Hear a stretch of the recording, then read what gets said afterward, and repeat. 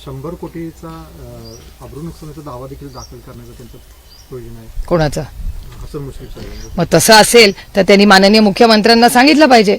एकाच कॅबिनेटमध्ये आठवड्यातून 2दा भेटतात ना, मग त्यांनी माननीय मुख्यमंत्र्यांवरच करणार आहेत का अब्रू नुकसानीचा दावा? पण तिथे प्रशासक कोणी ठेवला? शिवाजी पाटलांनी का माननीय मुख्यमंत्र्यांनी? मग कॅबिनेटमध्ये बोललं पाहिजे ना या गोष्टी.